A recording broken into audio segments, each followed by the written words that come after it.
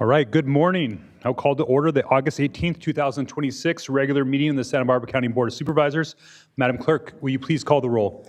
Supervisor Capps? Here. Supervisor Hartman? Here. Supervisor Lavanino? I'm here. Supervisor Lee? Here. And Chair Nelson. Here. Would you please stand and join me in pledging allegiance to our flag? Ready, begin. I pledge allegiance to the flag of the United States of America and to the republic for which it stands, one nation, under God, indivisible, with liberty and justice for all.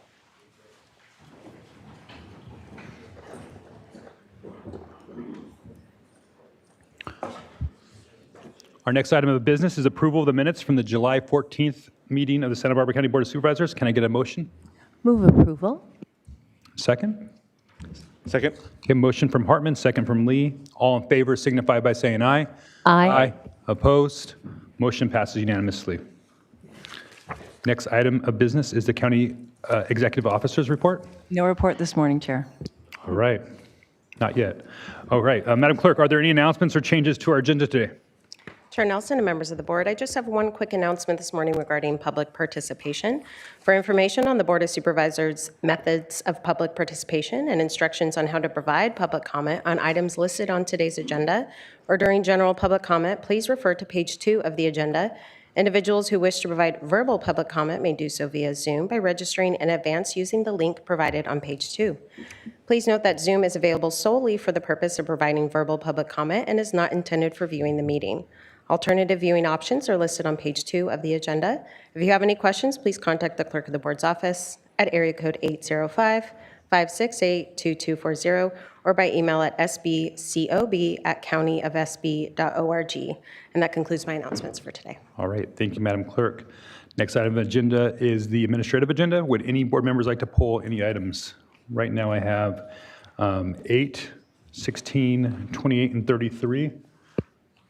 Does that have everything covered? Anybody else have anything besides those? Madam Clerk, is any items being pulled by the public? Chair Nelson and members of the board, we have a few requests to speak on administrative item number 4. All right. So at this time, I'll take a motion to approve all of the administrative agenda with the exception of 8, 16, 28, and 33. So moved. Second. Motion from Hartman, second by Lee. All in favor signify by saying aye. Aye. Aye. Opposed? Motion passes unanimously. Next item of business are the resolutions to be presented. Madam Clerk, will you please read administrative item number 1 into the record? Chair Nelson and members of the board, administrative item number 1 is sponsored by Supervisor Nelson. It is to adopt a resolution proclaiming the month of August 2026 as Child Support Awareness Month in Santa Barbara County.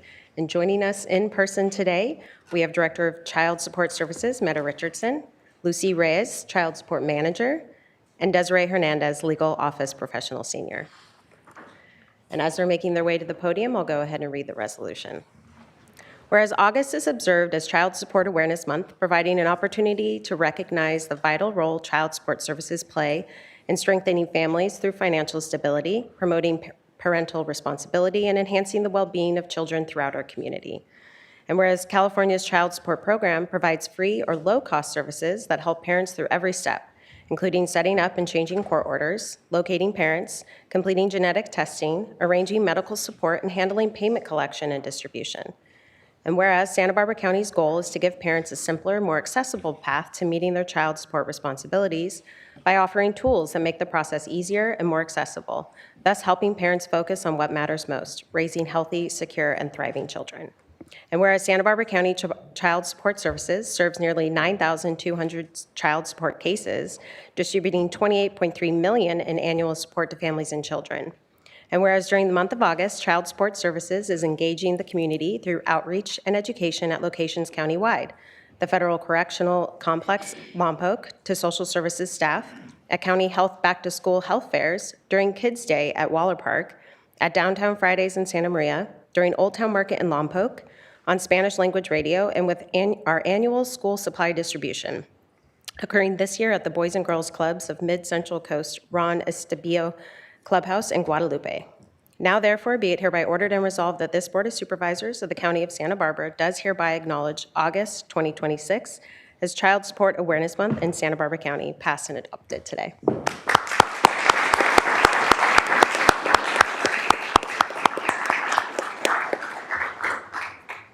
Please. Good morning, Chair Nelson and members of the board. My name is Lucy Reyes, and I'm pleased to be here representing the Department of Child Support Services. Joining me today is Desiree Hernandez, who is on our legal support team and a valued member of the outreach team.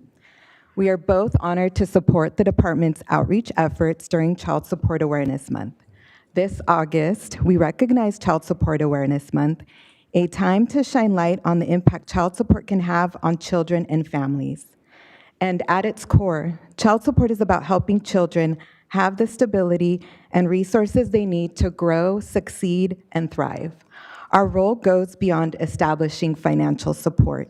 We connect families with services, provide tools to help parents navigate the process, and work to ensure children have the support they need, regardless of their family's circumstances. During Child Support Awareness Month, Santa Barbara County renews its commitment to supporting children and families by offering tools that make the process easier and more accessible. We aim to help parents focus on what matters the most, creating stable, nurturing environments for their children. I'd now like to invite Desiree to highlight some of the activities and initiatives that the department has planned for Child Support Awareness Month. Thank you, Lucy. Good morning, Chair Nelson and members of the board. It's a pleasure to highlight our outreach efforts to engage families and community partners with child support services. We have partnered with libraries countywide to connect families with child support services by supplying bookmarks that promote our resources and encourage children to read.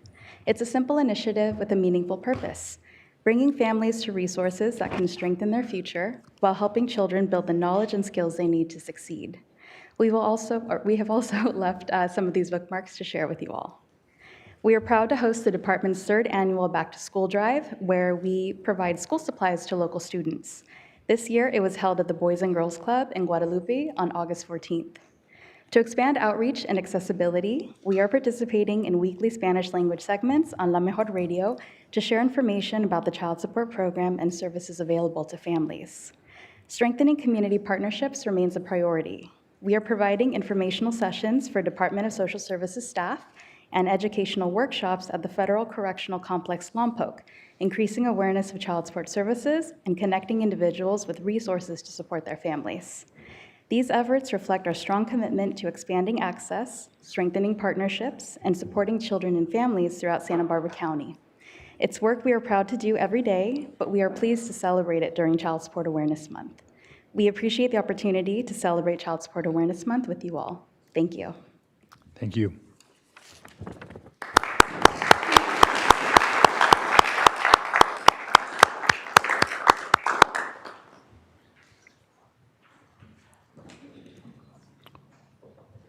Our Child Support Services program is often one of the more unseen departments, but obviously doing some amazing work, very effective and efficient. We appreciate all of your work there.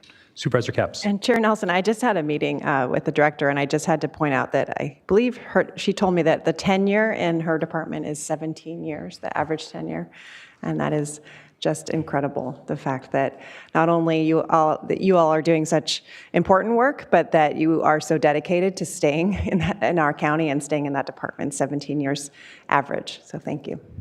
Thank you, Supervisor Capps, for highlighting that.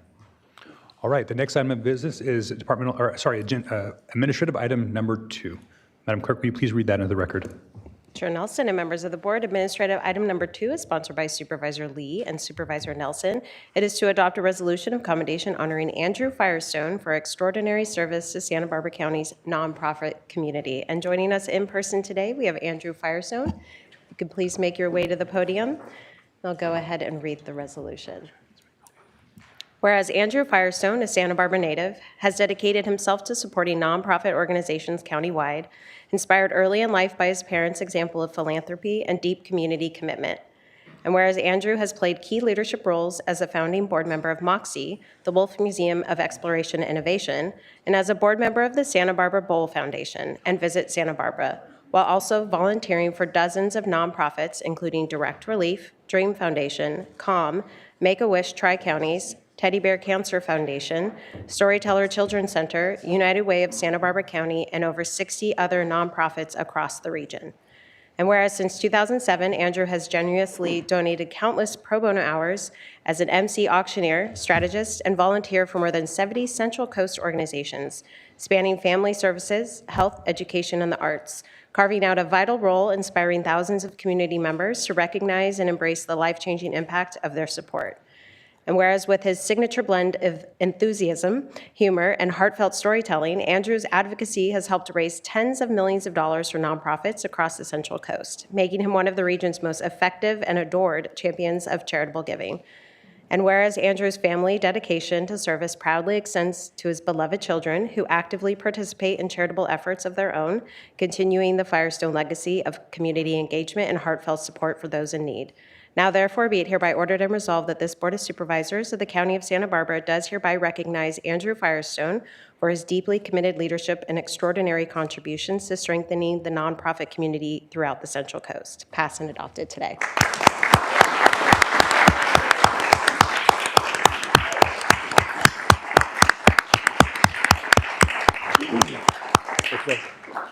So first off, I apologize for the length of that. We used every single inch of that proclamation, so those were very kind words, and thank you. Firstly, nobody ever volunteers with the expectation of recognition or acclamation, so thank you very much, though. It is truly, truly humbling.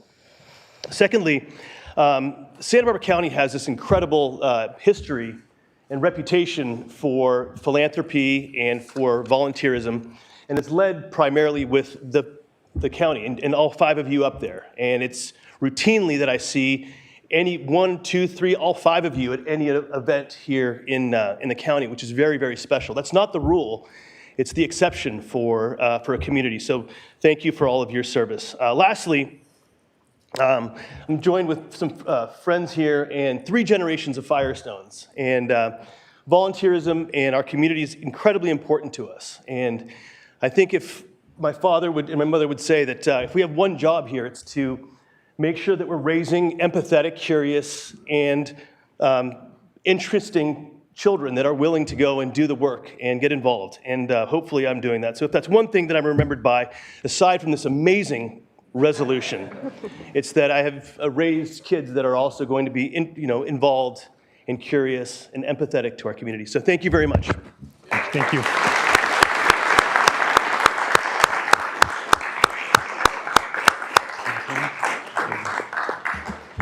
Supervisor Lee. Thank you. Andrew, I just want to say thank you for all you do for nonprofits in our community. If anyone has seen Andrew in action, it's quite the show. You make you want to bid more, but I'm not. So again, from myself, I appreciate and grateful for all you do. Thank you. All right, thank you. Supervisor Capps? Yeah, I want to echo that. When I walk into an event and I see that you're the auctioneer or you're the MC, I just know we're in for a ride. And the physicality of what you do is incredible in the way, the dollars and the energy and the support that you have brought is immeasurable. And to see you with your family today, knowing how much time your father has spent in this room and how much service your entire family has brought to this community just means so much, and your kids, and what kind of father and family you all have brought to this community. So it's really wonderful to start off this meeting with you all here today. Thank you. Thank you, Supervisor Capps. Supervisor Hartman? Well, just wanted to acknowledge the Firestone legacy, I think, to Santa Barbara County. The patriarch will be honored here soon, so we'll see that legacy continuing in action, not just in government, but in public service across the board. And so you really are a model family saying what can you give back to a community in so many different ways. So thank you. That's right. Thank you, Supervisor Hartman. Supervisor Lavanino? Yeah. Well, I would like to get Andrew up to North County. I hear about the amount of money he raises up down here. So yeah, we'd love to give you up there. But I was just thinking as I'm leaving, and Brooks has been up here before. You think about what your legacy is, but the reality is it's your family. And that's what it's all about. And Andrew, as a grandfather now, as Brooks is, I kind of judge myself on how I see my grandkids and the fact you're raising empathetic, curious kids. When you said that, I'm gonna go home and tell my kids that's, and that's what I see in my grandkids. And it's really rewarding, even more so than almost anything we do up here. So congratulations to your entire family. Appreciate it. Yes. Thank you, Supervisor Lavanino. And, Brooks has been a mentor and a hero of mine for many, many years and many people in our community. And it's good to see that legacy continue into multiple generations and generations to come that I think will be gracing this boardroom and our community for hopefully many more decades. So thank you.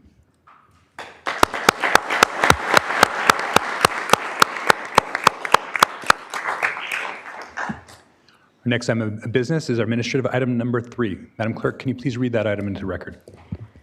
Chair Nelson and members of the board, administrative item number 3 is sponsored by Supervisor Nelson. It is to adopt a resolution of commendation honoring Daliz Estrada, Marco Marrera, and Justin Wyckoff of the Agricultural Commissioner's Weights and Measures Office as the August 2026 Employees of the Month in Santa Barbara County. And joining us in person today, making their way to the podium, we have Daliz Estrada, Marco Marrera, and Justin Wyckoff. I'll go ahead and read the resolution. Whereas Daliz, Marco, and Justin exemplify the county's organizational values of accountability, customer focus, equity and inclusion, innovation, trust, and ethics. And whereas Daliz, Marco, and Justin model the transformative behaviors of collaborative problem solving, alignment with the county's vision, risk-taking, data-driven decision-making, and strategic thinking. And whereas Daliz, Marco, and Justin, agricultural weights and measures inspectors with the Santa Barbara County Agricultural Commissioner's Weights and Measures Office, are role models for the office by consistently providing exceptional customer service, demonstrating professionalism, courtesy, and an unparalleled dedication to serving the residents and stakeholders of Santa Barbara County. And whereas Daliz, Marco, and Justin exemplify outstanding teamwork through their consistent willingness to support their colleagues, share knowledge openly, and collaborate effectively to ensure departmental programs, inspections, and outreach services are delivered with efficiency and integrity. And whereas Daliz, Marco, and Justin, positive attitude, strong work ethic, and dedication to public service serve as outstanding models for the entire office and demonstrate an unwavering commitment to their roles. Now, therefore, be it hereby ordered and resolved that this Board of Supervisors of the County of Santa Barbara does hereby acknowledge Daliz Estrada, Marco Marrera, and Justin Wyckoff as Employees of the Month for August 2026.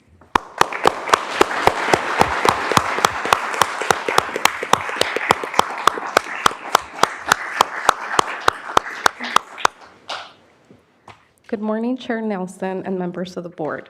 My name is Adriana Rosales. I'm a supervising inspector with the Agricultural Commissioner's Office.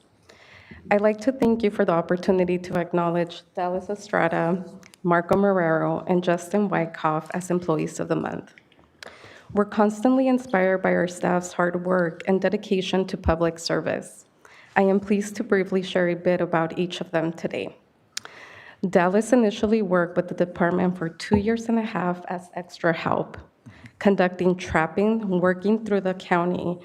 She was later hired full-time when it became clear that not having her full-time would be a significant loss.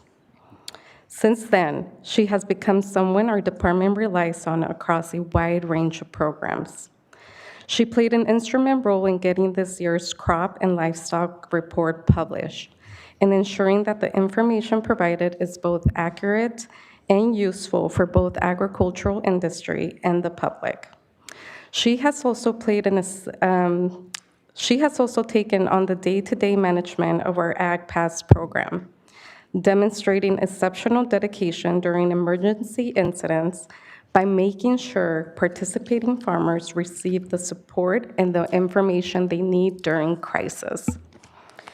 Daliz's outstanding customer service and consistent willingness to go above and beyond have been a huge benefit to our department. As for Marco, he has been with the department for 9 years and has become an invaluable asset to the Pest Prevention Division. He has brought to the department a deep knowledge and love for plant pests and insects. Just as importantly, he has a strong passion for the work we do to protect agricultural and our natural resources in Santa Barbara County.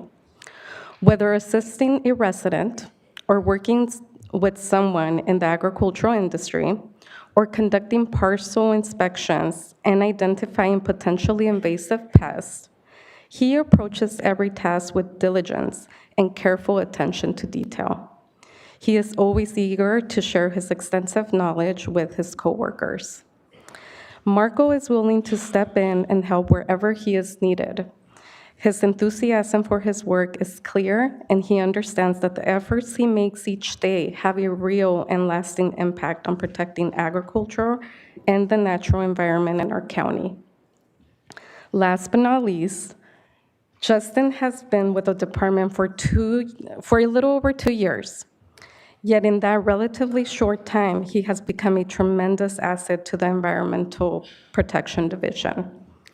He is extremely detail-oriented and inquisitive, and doesn't simply accept something just because that's the way we've always done it. He consistently seeks to understand the reason behind processes and is willing to dig deeper to fully grasp an issue or to determine whether there might be a better way to do it. The curiosity and thoughtfulness he brings to his work are contagious and positively influence staff throughout the division. While Justin learns new topics quickly, his patience and enthusiasm for the details have also made him an effective mentor for other team members. Public service often involves the work that happens behind the scenes, protecting the agricultural industry and the natural environment, helping our residents, and carrying out our responsibilities with care, accuracy, and respect. Though this work you do may not always be visible to the public, its impacts is both real and lasting. On behalf of the Agricultural Commissioner's Office, it is our privilege to join the Board of Supervisors in acknowledging Dallas Estrada, Marco Marrero, and Justin Wyckoff as the Employees of the Month for August 2026. Thank you for everything you do, and congratulations.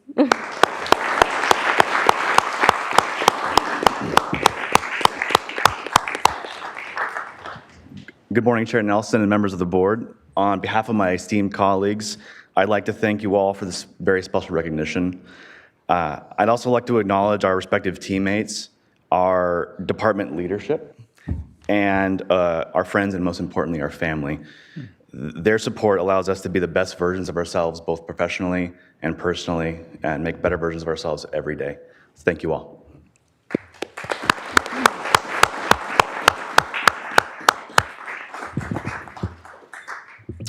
Thank you. I think as a supervisor, we're not supposed to have favorites, just like as a parent with kids, but I think everybody knows the Ag Commissioner office is definitely one of my favorites, and I appreciate all the work that you guys are doing out there.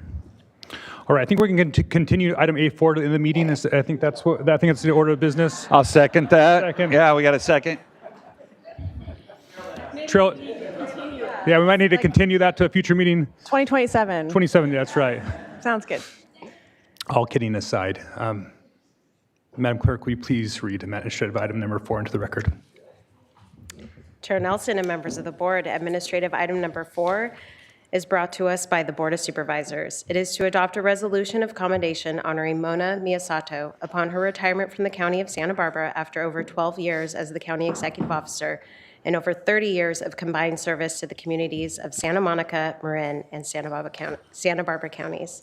And joining us today, receiving in person, is Mona Miyasato. Okay, at this time, I'd like to invite my colleagues to join me at the podium for the presentation of this resolution.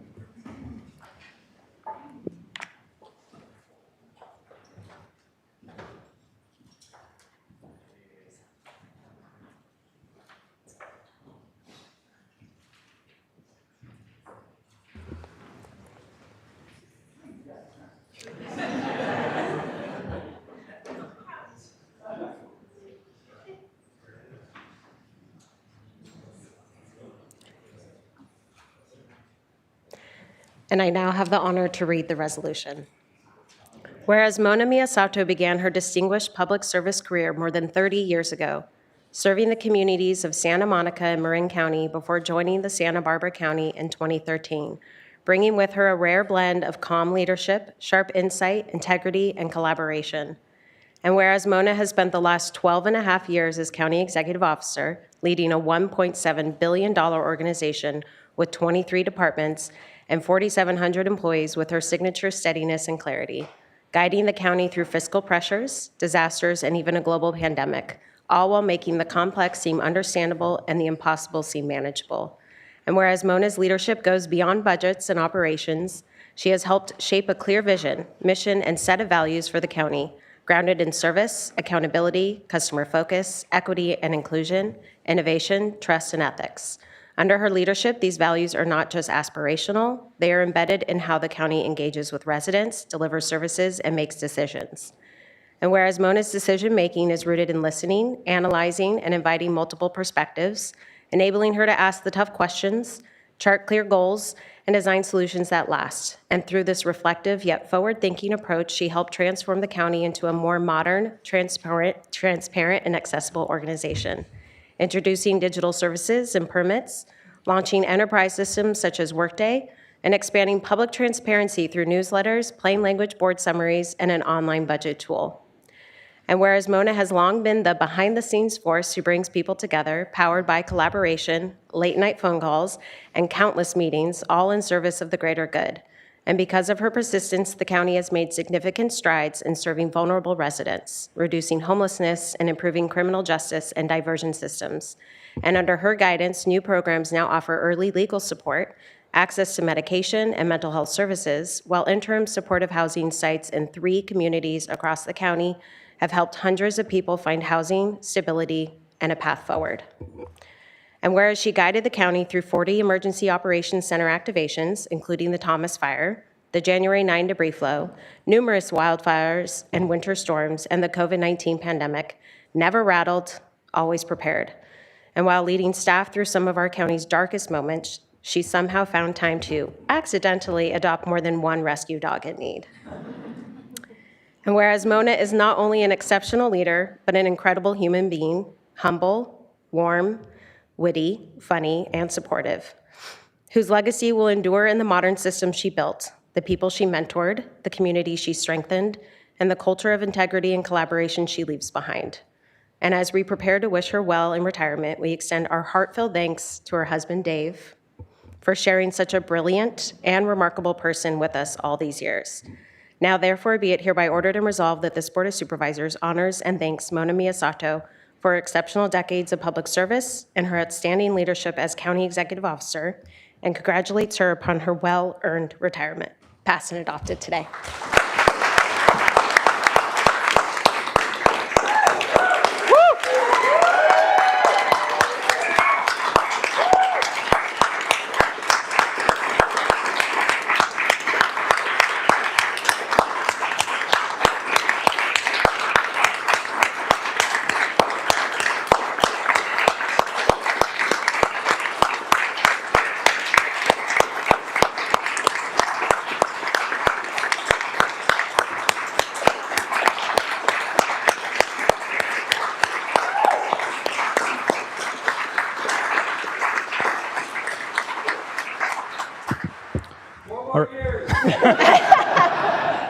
All right, Mona, we're gonna actually give you the last word here.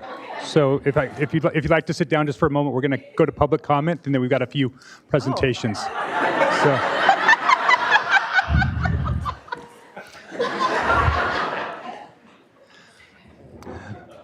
Madam Clerk, I understand we have a couple of public commenters on this item.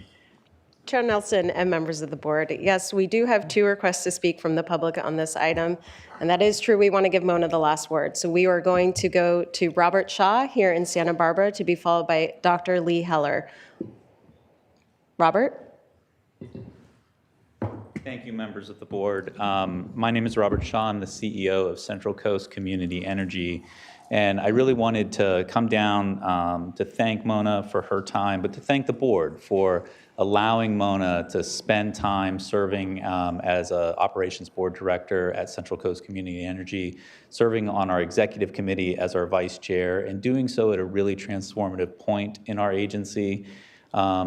Your guidance, her commitment to this, really set sort of the standard for governance within our agency, what informed and meaningful oversight of the agency was. I really appreciate all of the guidance. The agency, the region are better for Mona's service. Thank you. Thank your family. We have a small appreciation, a token, just recognizing your dedicated and distinguished service with Central Coast Community Energy. Thank you, Mona.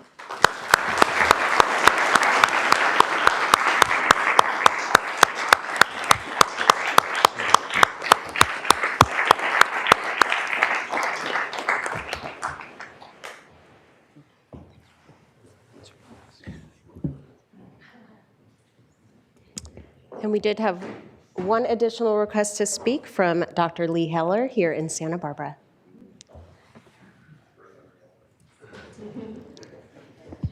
Good morning, Chair Nelson and members of the board. I'm going to try really hard not to cry. And I'm not here for aid 21, but yay, spay neuter money. And thank you, Andrew Firestone, for your service. I've seen you and you're amazing. I've been an activist for a long time with this county. I saw Mike Brown, I saw Chandra Waller, and then came Mona. And it's been an incredible 12 and a half years, knowing she was at the top of the pyramid, knowing how hard she worked. I remember pulling into the county parking lot at 9:45 p.m. with Darcel Elliott after seeing a movie, and the light was on in Mona's office. And Darcel was texting her because she was still working. So that's Mona, and we are going to miss her so much. But now she's going to have more time for her husband, more time for her rescue dogs, and somehow I will go on. Somebody said recently, this is the new PIO for Animal Services. Oh yeah, I've heard a lot about you. And I said, what did you say? Oh, Lee gets shit done. Sorry. If that can be said of me, imagine how many more times that could be said of Mona Miyasato. So thank you, Mona. We will miss you so much, but I look forward to the next level of enjoyment and relaxation and having your phone off at night. Thank you.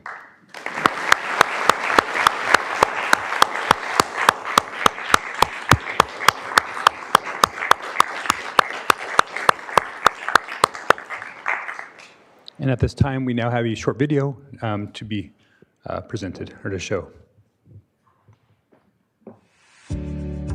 For more than 3 decades, Mona Miyasato has devoted her career to public service, from leadership roles in Santa Monica and Marin County to joining the County of Santa Barbara as County Executive Officer in 2013. She helped navigate some of the most challenging moments in our county's history, leading emergency operations through the COVID-19 pandemic, wildfires, and the 1/9 debris flow with calm and clarity. And she helped build lasting protection for the future, including new debris basins and a regional fire communications center, providing countywide emergency fire and medical response. Mona strengthened the county's safety net, expanding behavioral health care and supporting a new approach to homelessness, with 3 interim supportive housing communities that have helped hundreds of unsheltered residents find stability, health care, and a path to permanent housing. She also brought together criminal justice partners to expand diversion and early intervention programs. Her steady leadership earned the county a AAA bond rating, while new digital tools and plain language reporting made county government more accessible to the community. Mona's dedication throughout the years is appreciated by those throughout the county, state, and country. For years, you've guided the county with integrity, calm, and an unwavering commitment to community. And through challenges and change, you've brought people together, solved problems, and kept the focus where it belongs, on serving residents with excellence. I've had the chance to work with you for a number of years while you've been our head leader, CEO of the county, and I can't thank you enough. You've been there through wildfires, through debris flows, through emergencies, through budgets, through so many different things, and you have helped us work together, and you've also helped our community move forward. Can't thank you enough. You will be missed, and I wish you the best of luck in the next chapter of your life. Being part of hiring you was one of the best decisions I am most proud of. And I knew Santa Barbara was in good hands when I headed to Congress. From my time in the county to our partnership while I've been in DC, your exemplary leadership and dedication have been a constant. You proved that you were exactly the leader we needed during these unprecedented times. Your tenure has been, as I used to say on the board dais, a win-win-win for Santa Barbara County. And I, along with our community, cannot thank you enough. I wish you all the best as you start this next chapter.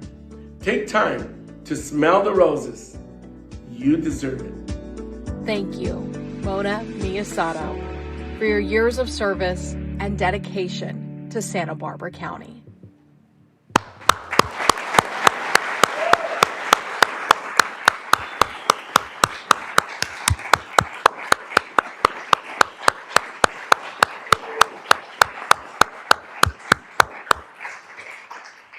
All right. I think we got a few things to say, and then we'll get into the last word. Supervisor Lee. I'll go first. I think in the video, Steve, Bob, and I were wearing the same outfit. Oh. I only have one. Wow, Mona, what haven't you done? I think you've done everything the county has ever offered, and I'm not good at saying goodbye, so this is more like I'll see you at Costco later, walking up and down the aisles. But I want to thank you for being patient with not just myself, but with my team. We had some very interesting conversations in our office, and Mona got to witness it all. So thank you for your mentorship. Thank you for being patient with me and teaching me about how county works and being part of a team, because through you, I learned about North County and how Central County, how things work, and that we are one big family that supports each other. So without you teaching me that, I'll be a different place, but thank you. Thank you from bottom of my heart. Thank you, Supervisor Lee. Supervisor Capps. Yeah, thank you. I'm focusing a lot on all the things that I learned from you over the last 3 years, and it's a lot. All of our conversations, your intense knowledge. I would bring up a street in the 2nd District, and you would have the incredible knowledge of what was happening in the history, and I'd think, oh my gosh, you have that knowledge about all 5 districts, and how many years does that go back? And I could go on, and this is not the time for it, but when I think of how to describe you, it's the perfect combination of being this confident yet quiet powerhouse, and to achieve that is a rare gift, professionally and personally, and that's why it was said repeatedly at a reception for you last night, you are, I believe, the greatest thing that's happened to this county. I do, in nearly the 13 years that you have blessed us all, not just us in this room and the department leaders and the supervisors, the 11 that have had the honor of working with you, but the entire population of this county. Absolutely. And so, when leaders, you don't remember all the decisions that they make, but you remember how they made you feel. And when things were uncertain, you instilled confidence. And when decisions were difficult, you listened. And I'm going to remember how you also got creative. You assessed, and then you often came up with decisions that were like, oh, wow, I didn't think of it, and we could do it that way. And that's really a legacy of a good leader. And we'll always share that foster dog Buddy that I had first for a few weeks and found a forever home with you. And so here's to more time with Buddy, more time with Dave, more time with the dog that you had to get so that Buddy would be happy. And no more Tuesdays in this room, but we will miss you so much. I think we're all in shock, and we're going to brace ourselves. But we'll all feel your presence forever and ever. Thank you. Thank you for those beautiful words, Supervisor Capps. Supervisor Hartman. If I can get through this. Yeah. 12 years ago, Santa Barbara County was 23 separate departments doing 23 separate jobs.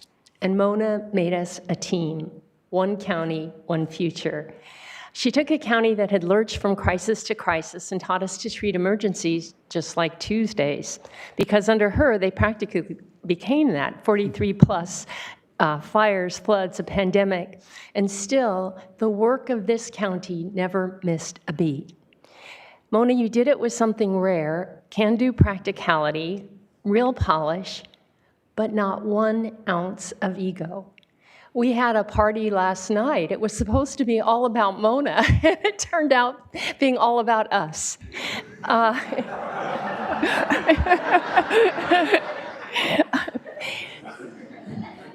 And so she did this by giving us 12 plus years of her undivided attention, time she didn't spend on her health, on her own interests, on her husband Dave, who I suspect has been patiently waiting for this day for a very long time. So Dave, thank you.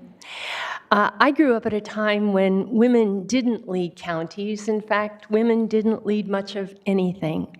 So for me, watching Mona run this operation with total grace and command of the room, every room she entered, has been one of the great privileges of my career. Now she's headed off to coach, to help other public sector leaders, and that's exactly what somebody this accomplished should do. But we grieve losing her. It's a real comfort knowing that her strategies, her playbook, her insights into issues, they've shaped this county and this culture in a way that will continue. And now she's going to help other leaders inculcate them with the same values. So Mona, you've been the captain of this county that we needed, and we're really going to miss you. Supervisor Leavening. Thank you, Chair. You know, the reason why it was all about us is because I got the assignment like 6 months ago that I was going to roast Mona. And what do you say? Like, there's no faults. There's no ego that you can attack. We're easy targets. I mean, very. So I had plenty of material without going after Mona. But you know, what I've found in life is pretty much timing is everything. And I think the board was very lucky that I think we all have commented on this, that Greg Hart was the chair during COVID because he had such a calm demeanor. You don't want me or Bob running COVID meetings. And you definitely didn't want Peter doing it. So Greg was perfect. And I was there when, I was part of the group that hired Mona. And that timing was perfect because for those that don't remember, we were in real financial trouble. Like, you think this budget was bad. 13 years ago, it was disastrous, and we were laying off all kinds of people. And the previous CEO had dealt with that. Mona came in, and it was like springtime. It was like, okay, we need to rebuild this county, and how do we do it? Had the perfect leader at the right time, a positive person with zero ego. And to kind of piggyback on Joan, to me, I think your biggest legacy is that, and I know you were just honored at Girls Inc., but how many little girls, how many young women we've seen in this room that have attended our meetings and witnessed how we're struggling with these major issues, and we're looking to you for guidance and for direction. And you always pointed us in the right direction. So it's been a great ride. I spent most of my career with you, and wouldn't have done it with anybody else. So, love you. Yeah. Oh, by the way, Mona does mean little noble one. What does Miyasato mean? And we don't know what Miyasato means. That was for last night. Well, it's an honor for me to get to wrap up the comments here with my colleagues about Mona. I feel like that you heading to coaching makes a whole lot of sense because you've been coaching me for my entire career here at the county. I think in many ways you've helped me be a better representative and a better supervisor, and I really thank you for that.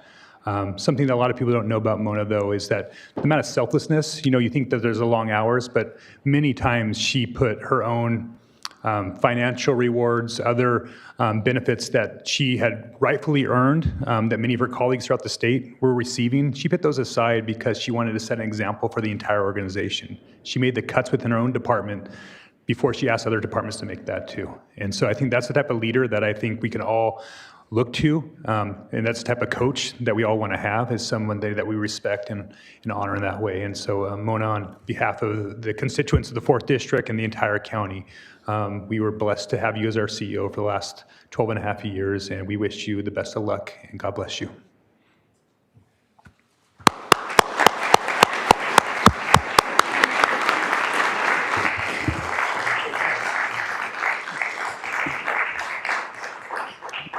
Thank you, board members. You know, I appreciate all the kind words about all the achievements. Thank you for the beautiful resolution as well. And officially, we redesigned the resolution for the county's 175th anniversary, but unofficially, my husband has a very impressive one that's gilded from the city of Los Angeles, and I was going to be darned if I'm going to bring home one that looks like came off of my printer. So that's, yeah, the board staff are laughing. But that's the real reason. But you know, it's difficult to say goodbye at the end of almost 13 years being here. And for today, this morning, I'm going to try to keep my remarks short because that's what I've been preaching for the last 13 years. So serving as the county executive officer has been the privilege of my life and of my career. The job has taught me a lot about county government, but also that county government is where many of the toughest social problems land. Homelessness, behavioral health, invasive pests, flood control, adult protective services, judicial system, difficult budget. The list goes on, and everyone in this room is familiar with that. And sooner or later, someone from the public says, so, what are you going to do about it, county? Mm-hmm. And for nearly 13 years, I've had the privilege of working with all of you, with all our department directors, all our staff, because they've answered the call every day. And we've been through extraordinary events together. We've rebuilt, modernized, and strengthened this county organization and our finances. And through the way, we had to make very difficult decisions. I'm most proud of, though, of not just one single accomplishment, but it's the strength of this whole organization and the people who continue to work here, all of you. I always say that a good CEO should leave an organization that is less dependent on that CEO. And I hope that I have done that. To members of the board, current supervisors, and the one who've served before you, thank you for your trust in me. We've not always agreed, and sometimes you've not agreed with each other, which always makes my job interesting.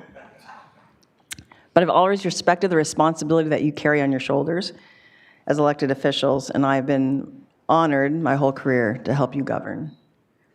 To our department directors, my executive team, the CEO's office, and the thousands of county employees, I just want to say thank you. Most people will never understand what you do on a day-to-day, in your day-to-day jobs. And when Supervisor Lavanino and I are speaking, it's because a lot of our work is about prevention. A good day is when nothing evidently happened. People just expect government to work, and because of all our employees, it does. To our partners and other government agencies, community organizations, nonprofits, and even the media, thank you for working with us. The county does a lot. We achieve much, but we don't do it alone. It takes all of us working together. And finally, to my husband, David, and my family, my sister Marlis and her husband Russ, my brother Matt and his wife, and all my nieces and nephews, thank you for sharing me with this job. And I said last night, in particular, Dave, he gave up a job he loved so we could move here and I could take this job. He's been my partner, my counselor, my reality check, and my support. So as I leave, I have great confidence in this county organization. There will always be difficult choices. There will never be enough resources. There will always be issues. But remember, the public trust has to be continually earned. This organization will do what it has to do and what it has always done, which is respond, adjust, and renew. And so I leave with the principle that has guided me throughout my career, and that is when the path is complicated, uncertain, or difficult, as our county government and most governments are, just think about walking straight along a crooked line. To me, that means know what matters the most, tell the truth, make the best decisions you can with the information you have, and above all, treat people with respect. So thank you for showing me that same respect and for allowing me to serve Santa Barbara County. It's been an extraordinary honor. I will always be grateful. And I think today, it won't get me in anymore, folks, so you know. And today I leave my badge on the table. Thank you so much. Thank you.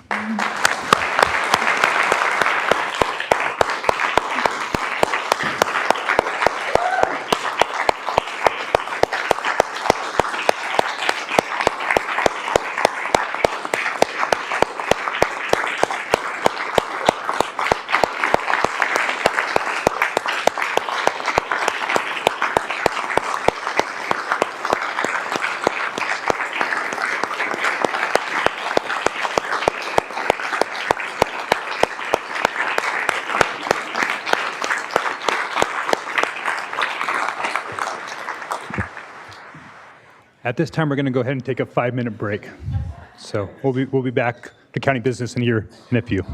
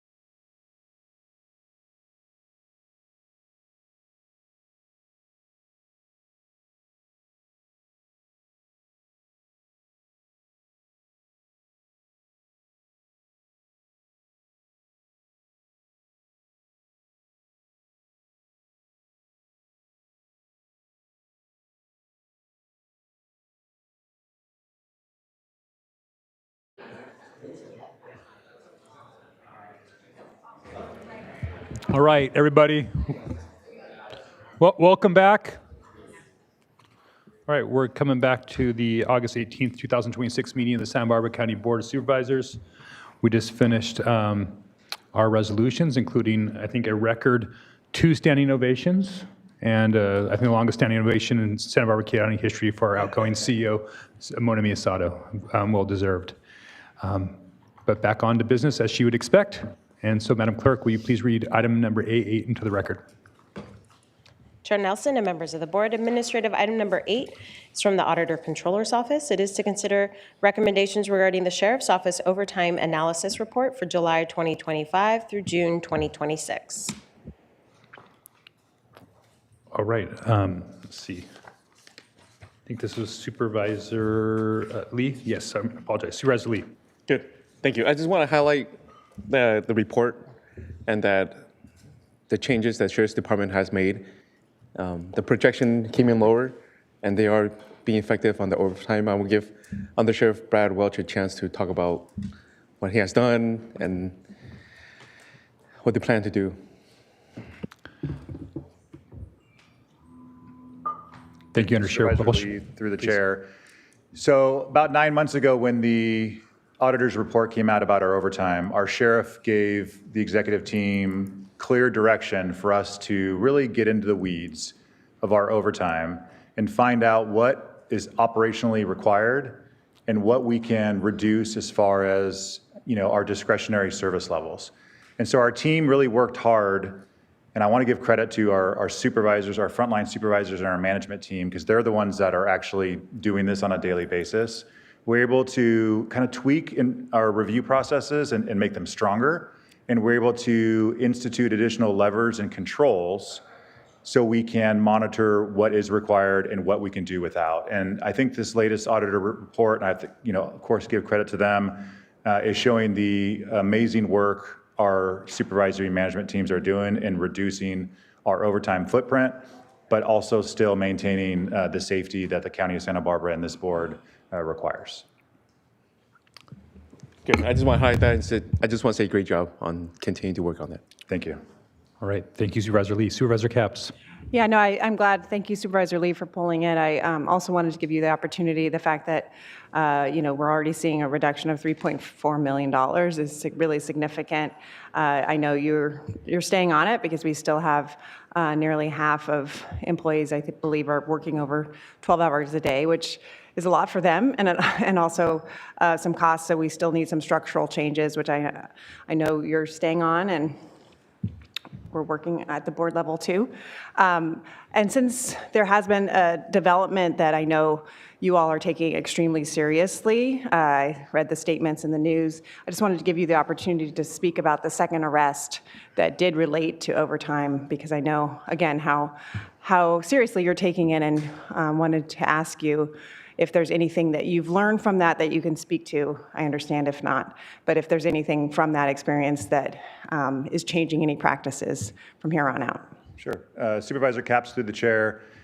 Yeah, it's, the sheriff said it best in his press release on the day of this individual's arrest, which is, by no means does this one individual's actions and behavior reflect the amazing work that our sheriff's employees do on a daily basis. Supervisor Lavanino always says our custody deputies are walking the toughest beat in the county. And our patrol deputies are out there just running from call to call. And our ops support division, our amazing fiscal team, our human resources training bureau, everybody comes in and works their tail off day and night. And so this one individual does not reflect the great work that they do. As far as what we've learned is that the tweaks in the review process and the additional levers and controls that our team has put into place under the sheriff's direction are working. So after the custody sergeant, the former custody sergeant's arrest in January, that's when the sheriff directed us, hey, look at every single time card with overtime on it. Yeah. So we had our administrative investigators, our criminal investigators, putting everything on hold, reviewing 688 time cards. And that's when this behavior and activity was immediately flagged. It was investigated, there was criminal conduct, and then we subsequently arrested one of our own. There's nothing worse for a police officer or a deputy sheriff to be working with somebody who's committing a crime, and we take it extremely serious. As a member of the county's team and the sheriff's team for 27 years, I can tell you that it's very rare that a member of the sheriff's office or the county family is accused of committing crimes. There's only a handful that I can think of in the last 27 years, but I can tell you that under the direction of this sheriff, if it's pointed out, we will investigate it thoroughly, and if warranted, we will prosecute them to the absolute fullest extent of the law. No, I appreciate that, and it's abundantly clear that it's been taken very seriously and that it's an earth-shattering thing to experience. So just so I understand, the extra scrutiny that has happened over the last year plus has led to this arrest? Would you agree that that's been the sequence of events? Supervisor Capps to the chair, yeah, absolutely. As soon as we instituted those policies and procedure changes, it immediately flagged. And so with those policies now in effect and those additional levers and controls, we would catch that in the future if, heaven forbid, this ever occurred again. Well, that's, again, not the outcome that you would ever want, and I understand the ripple effect that it has on a team to understand that behavior was occurring, but I appreciate the forthrightness that you bring to this conversation, and again, the results speak for themselves, and I appreciate just the continued work that this takes and understanding that there's some more work to be done. Appreciate it. Thank you. Thank you, Supervisor Capps. And assuming that we're going to go ahead and adopt A33 here today, which is the DSA contract, can you talk a little bit about how that's going to impact future overtime on some of the numbers we're seeing here? Sure, and I do, Supervisor Capps did talk about the 15-hour shifts, and I did want to point out in the audit report, I think there was a number that was about 70% reduction over the past year in those extended shifts, and I have to give a shout out to the Deputy Sheriff's Association, specifically Corey Matthews, the Executive Director, and Tyler Yates, their President. They collaborated with Chief Deputy Ryan Sullivan and his team to really work on reducing those 15-hour shifts down to 12s and then getting down to 8s. It's better for the organization, it's better for employee wellness. Fiscally, obviously, it's great as well. So kudos to them.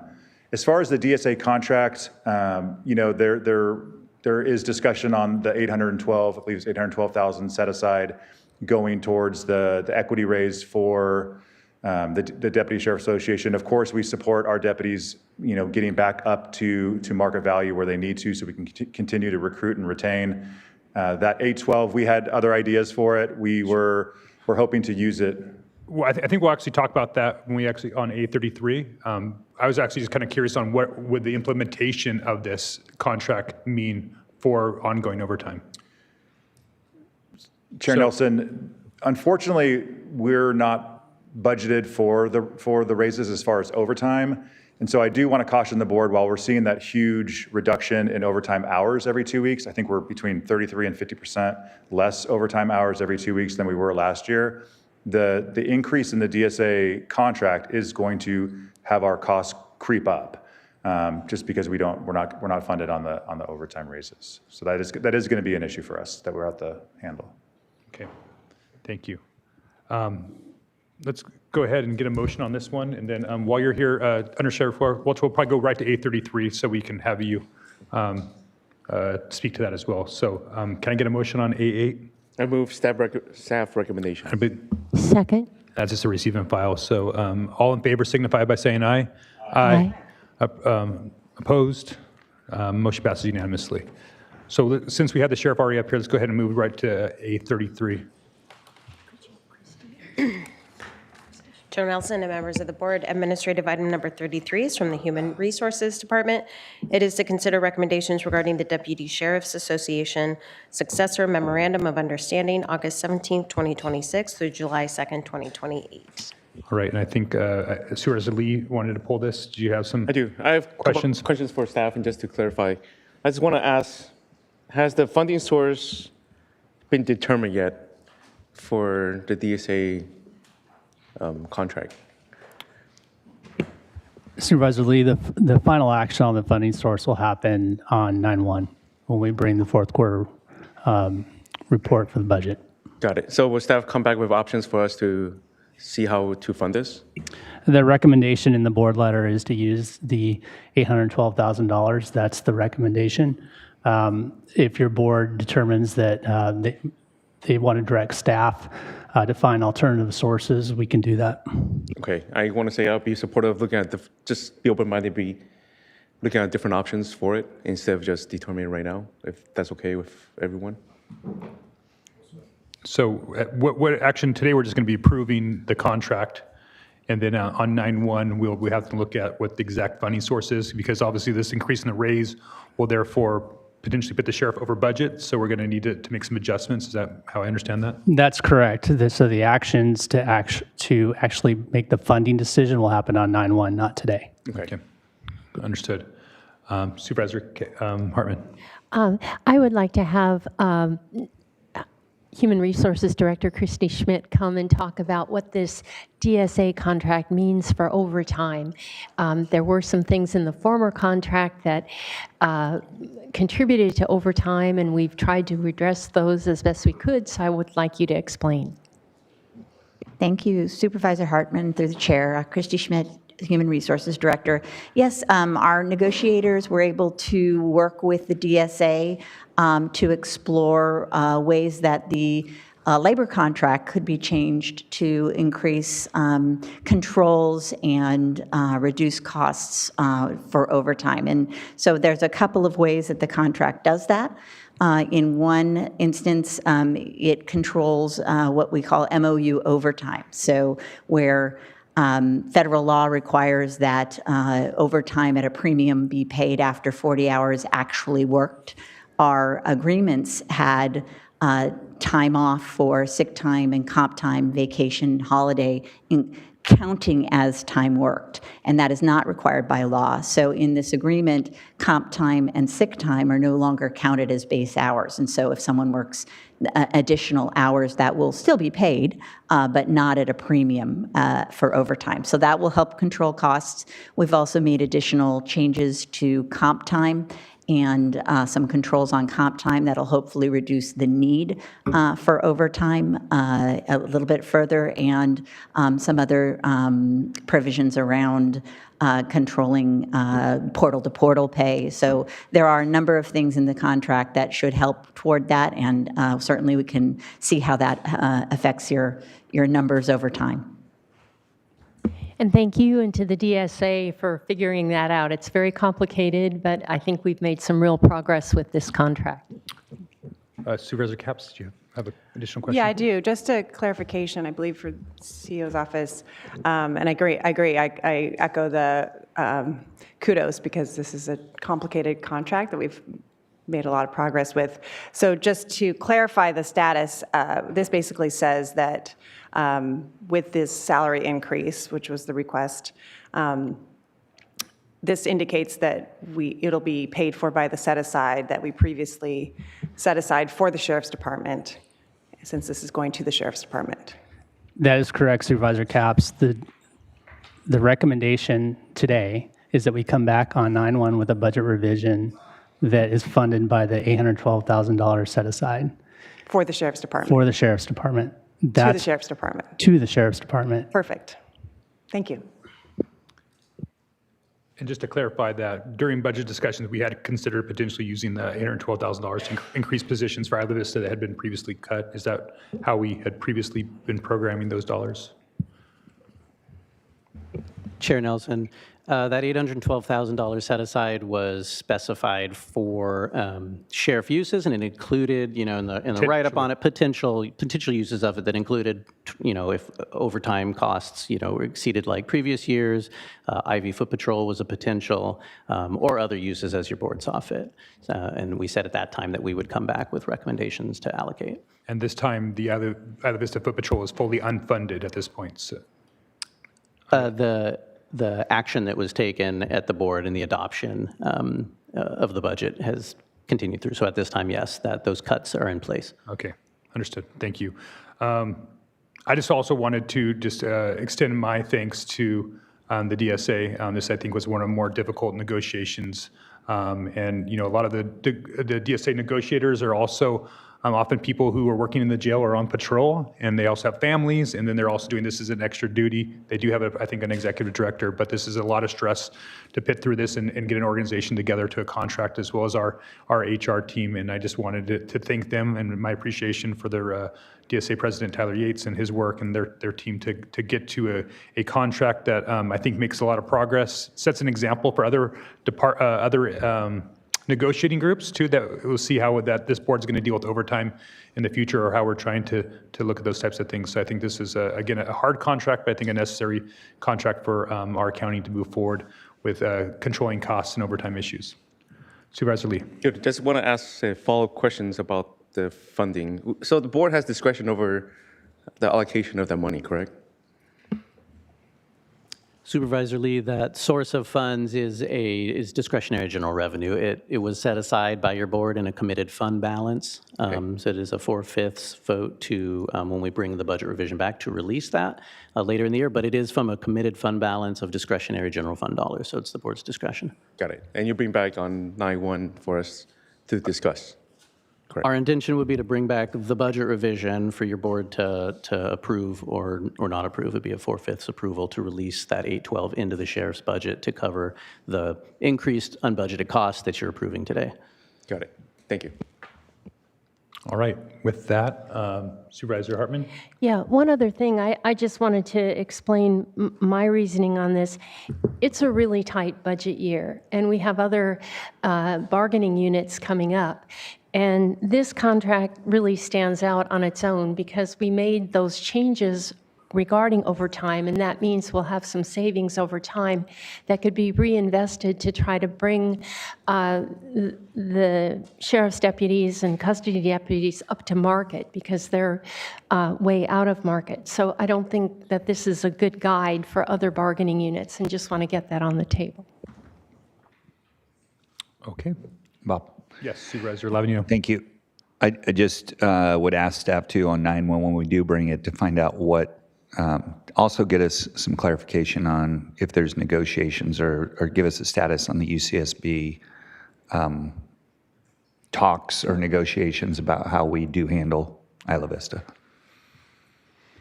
All right. I think it might be good to make sure, I know that usually shows up in a budget revision packet. Maybe it might be good to have a specific administrative item for the 9/1 meeting so that we can pull that to discuss about that separately. I don't know if it needs to be a D item at this point, but for agenda management purposes, it might be good to pull that out as a separate A item. With that, can I get a motion to approve item 833? So moved. Second. Okay. Any further discussion on the motion? Seeing none, all in favor signify by saying aye. Aye. Aye. Opposed? The motion passes unanimously. Thank you. All right, so we have one additional admin item. That's admin item number 28. Madam Clerk, will you please read that into the record? Oh, 16? Okay. Let's go to 16 first, and then I'll go to 28. Chair Nelson and members of the board, administrative item number 16 is from the County Executive Office. It is to consider recommendations regarding an outdoor festival license for 1805 Live. All right, thank you. Supervisor Lee? Good. I see Mr. John Time here from the 1805 board. If you want to come and say any comments. Good morning. Hello, everybody. I wish I had Andrew still here. We need to get him to fundraise for us. I'm just here as a resource for you. If you have any questions or any comments that you need me to make, I'd be happy to do so. But yes, I'm one of the founders of 1805. Good. Oh, I just want to put on the record that I thank you for all you do, and I look forward to be working with you to find a new location for the 1805 event next year. Yeah. So I know everybody's on your team's been working hard, but I'll be working with you to identify other areas. So I'll say thank you to them. Okay, that's it. Okay, would you like to make a motion to staff recommendation here? Yep, I approve staff recommendation. All right. Second. So motion by Supervisor Lee, second by Supervisor Hartman. Any further discussion? Seeing none, all in favor signify by saying aye. Aye. Aye. Opposed? Motion passes unanimously. All right, thank you. Hopefully you guys will come. All right. Thanks. Love to. Next item of business is our last administrative item that was pulled, and that's item 828. Chair Nelson and members of the board, administrative item number 28 is from the General Services Department. It is to consider recommendations regarding Amendment 1 to the Cali Royale Campus Solar Power Purchase Agreement to add battery energy storage system. All right, so I pulled this item. My question for staff was, we're going through this utility scale solar item in the planning development, and then they've also included now battery storage into that. My understanding there's going to be a set of conditions that we're going to be having for battery storage projects. I just want to make sure that the projects the county are doing are also going to be abiding by the standards that are put forth in the land use development code. I know typically we don't necessarily have to follow the land use development code, but I think a lot of the standards that we're trying to put in place are for good reasons. So I just wanted to find out if we were going to be doing that or intend to be doing that on this battery storage project and future battery storage projects in the county. So, JD. Good morning and thank you. Chair Nelson, this particular project probably does not meet the thresholds for a utility scale project. However, it will require that we follow all appropriate county standards and require full review and approval by both planning and development and county fire. Okay, great. That's all I'm looking for, is to make sure that we're kind of being consistent on those standards, especially around the safety of battery storage. I don't think Cali Royale has the same groundwater issues, but maybe they do. But that's been one of my big concerns, is making sure that there's abilities in place to protect potential groundwater pollution from future battery storage accidents. And so that's something that I know that's been on top of mind for me, and I hopefully that will be incorporated into some of the standard conditions that come forward here in the next couple of weeks back to the board. But I want to make sure that our county projects are doing those things as well. So that was my concern. All right, Supervisor Lavanillo? Yep, I also have a question about, so inside that, and I know you're saying it's not scale would meet utility grade. Are there noticing requirements inside those requirements for inside the for battery storage? Noticing residents that might live within the area. I noticed the aerial map. It is kind of separate from a lot of people, but there are some little enclaves of residential nearby. Supervisor Lavanillo, through the chair, I would have to confirm. I wouldn't want to give the wrong answer. But, okay. Again, we would comply with all appropriate policies and code. There are fire safety measures built into the battery system, so it has a full fire control panel, detection, alarm, ventilation, suppression, as well as gas, smoke, heat detectors, and explosion-proof features. So there's a lot of safety elements that are baked into. And I think the residents would love to hear all that. Okay, I think the biggest mistake that's been made on battery storage is not, and I think the prime example of that was up in Napomo, where they had a project that got approved by the Planning Commission, didn't go to the Board of Supervisors, and never got appealed. So the residents really kind of didn't know what was going on. They were in the dark, and then all of a sudden it gets built. They don't know, and then Moss Landing happened right about that time, and everybody freaked out. My direction, and I don't know how big we could do this, and it's not my district, so I'm not the one, but I just think it'd be a really good idea to get out to the public. I mean, there's so much information and misinformation, and people just don't know. And what, fear is a great motivator, so people really get interested in something. So I really think, if it was happening in my backyard, I'd love to hear from somebody to come in and talk about why this project's different than what's happened in the past. I understand it now a lot better, the more I've been educated about it. But I just think that's really important. It's going to be a topic of conversation. So I think getting out in front of it is a lot better than trying to catch up on it on the other end, like San Luis Obispo County had to do. So, yeah. And I know Supervisor Capps is the best about reaching out to the public and getting them involved, so I would anticipate something's coming, but I'm just putting my 2 cents in. Great. Yes, Supervisor Capps. Yeah, no, thanks for the tee-up. I'm thrilled to communicate about this, and, in fact, over the break, I listened to a podcast. California has added more battery storage power in the last 3 years than the equivalent of 12 nuclear power plants. So battery storage is all over the state of California without incident by and large. And so I just want to give you an opportunity to speak of how and what this will do for county operations, having 24-hour operations, what that means. What does that mean for which facilities will be round the clock, the ability to be operating? Absolutely, thank you. So Supervisor Capps, through the chair, I was remiss. We also have our energy program manager, Mr. Brandon Kaysen, online, so I may refer to him for some comments as well. But this battery energy storage system and the 1.4 megawatt photovoltaic array that is part of this project supports the county's zero net energy resolution as well as the climate action plan. Yep. It provides 24-hour support to a number of facilities within the Cali Royale campus, including public health, the main jail, IRC, sheriff administration, mental health, environmental health, and VA clinic. So there's a number of mission critical operations that we build resilience in depth by having this system in place to support those operations in the event of a protracted outage.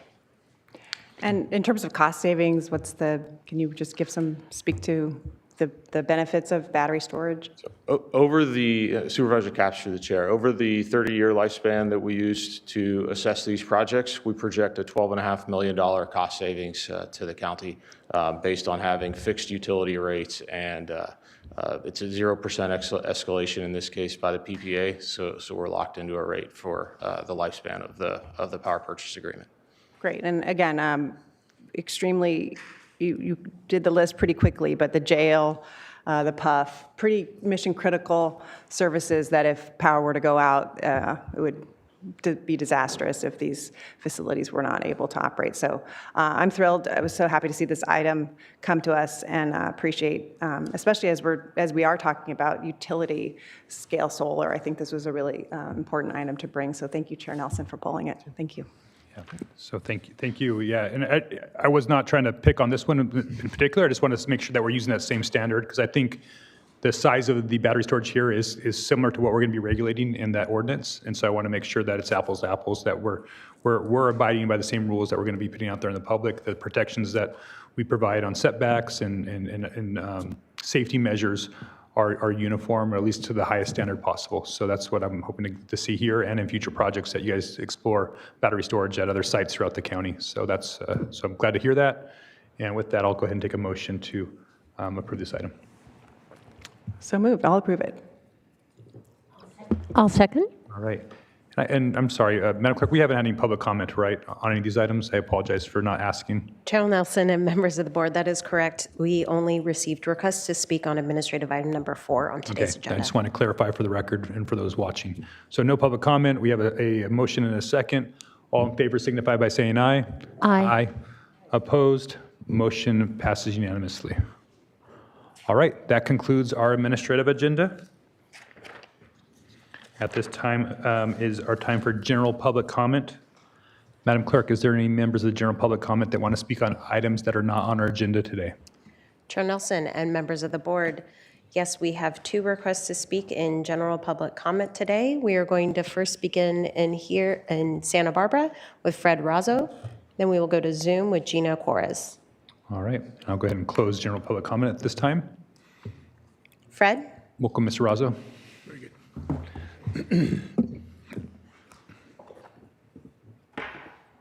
I've returned on a B ordinance follow-up. Good morning, Chair and members of the board. Let me put my glasses on. My name is Fred Razzo. I'm a Los Olivos resident and property owner. I appreciate the opportunity to return this morning and follow up on the issue I first brought before you on June 9th regarding Code Section 7.31 or 7-31, the county's apiary ordinance governing where managed beehives may be located, including its significant setback requirements. Following that presentation, Supervisor Joan Hartman's office raised an important question about possible competition between managed honeybees and our native bee populations. I appreciated that concern, took it seriously, and spent the intervening weeks looking more closely at the available information and county data. I'm back today to share what I found and to suggest what I believe is a reasonable path forward. First, Context matters. European honeybees have been part of North American agriculture for roughly 4 centuries. They are not native bees, and the scientific literature supports legitimate concern about competition for forage under some conditions, particularly where colonies are concentrated or sensitive native bee habitat is involved. That concern deserved consideration.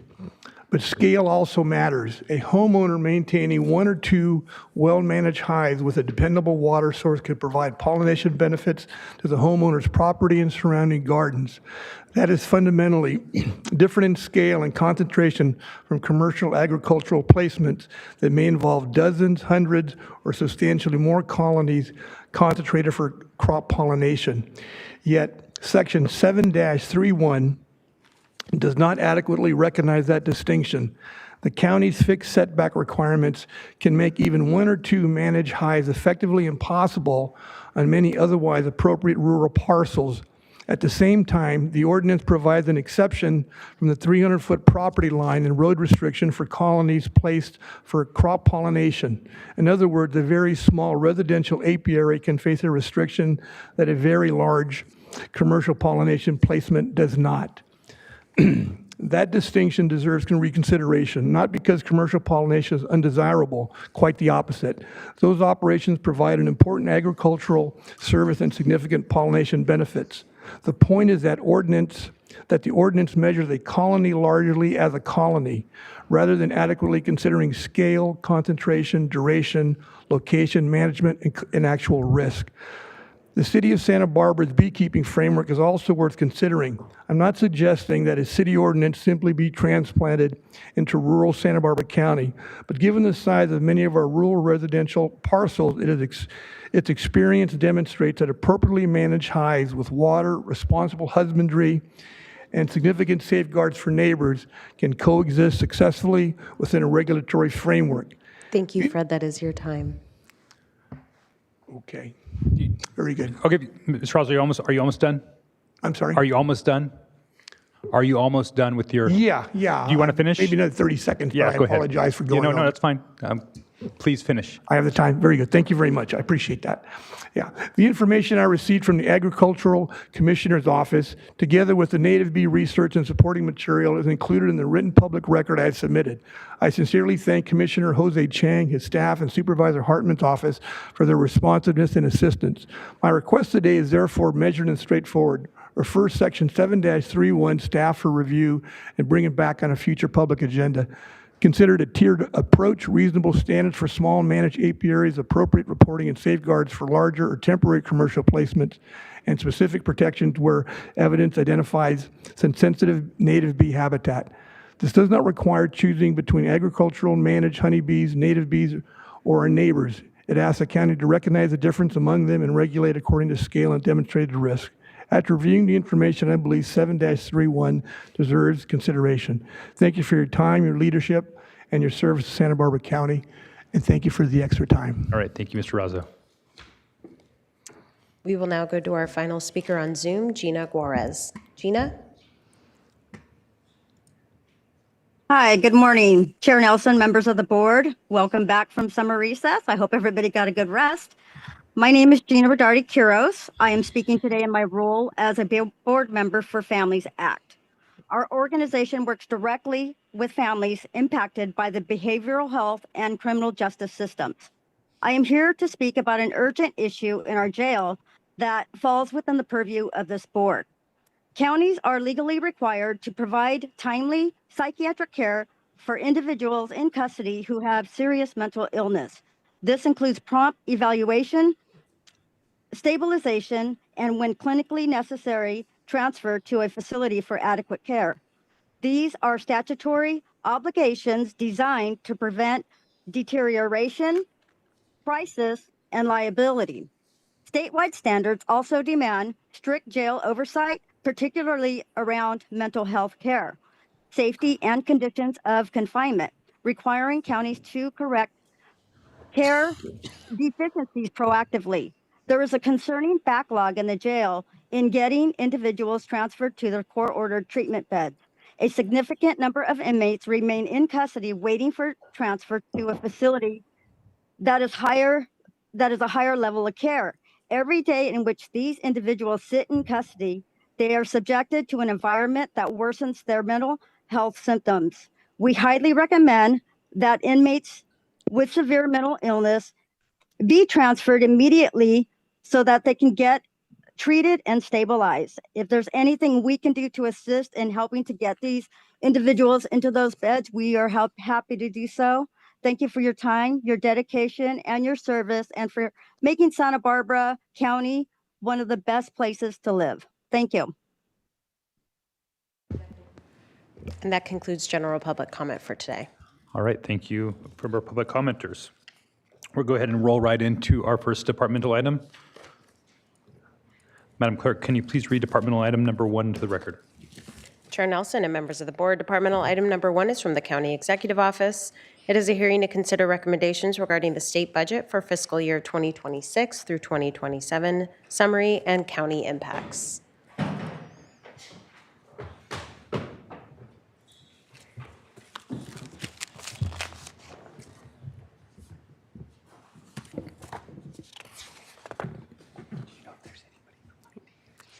Chair Nelson, members of the board. Today, we're discussing the recently enacted state budget and implications for the county's adopted budget. My name is Claire Tobin. I'm the legislative analyst for the county. Joining us on Zoom will be our legislative advocates, Jean Hurst, and I think also Kelly Brooks Lindsay, and Paul Clementi, our budget director. Recommended actions for today are to receive and file a report on the state budget and potential future impacts to the county's budget, and find that this action is not a project under CEQA. The state budget for fiscal year 26-27 was enacted at the end of June, just shortly after the board adopted your budget for the same fiscal year. The legislature is still in session until August 31st, and they're making some adjustments, particularly in the form of trailer bills, which adapt the code for the budget that's being enacted. The governor also has until September 30th to sign or veto bills. There are a number of propositions on the November ballot, several of which could impact the county. Finally, for many of the new appropriations, we won't know our actual allocation until later in the fall. So given all these uncertainties, we're not recommending any changes at this time, but budget staff will return over the coming months with those adjustments. A couple of overall notes for the budget. Most of the funding was one time. This is helpful for us in the short term, but it makes it difficult to make any real changes in the overall structure of the budget. I'll also note that in response to the current financial needs of counties, the budget package that was enacted included a tax increase that made certain types of software subject to sales tax. The California State Association of Counties estimated that the tax will bring in $42 million annually in general purpose revenue. And that's out of $1 billion that the tax is expected to collect overall. So across 58 counties, we're not expecting that to be a whole lot of new revenue. Counties will receive some additional funding through 1991 and 2011 realignment and public safety, transportation, that sort of thing. But we want to note that counties also have to pay this tax. So we're working on some preliminary projections, but that will also take from the amount that we receive, and we have some concerns about how high that might be. However, it will depend a lot on what the state determines as the software that qualifies for the new tax. So with that, I'll hand it over to our legislative advocates who are joining us on Zoom. I believe Jean Hurst will give this section. Jean, why don't I start with the first items? Thanks, Kelly. The focus here in the state budget around trying to address the impacts related to HR 1. So the legislature included funding to address counties' administrative costs for the increased workload for both Medi-Cal and CalFresh. However, the CalFresh funding is spread out over 3 years. So you have, you have funding for multiple fiscal years.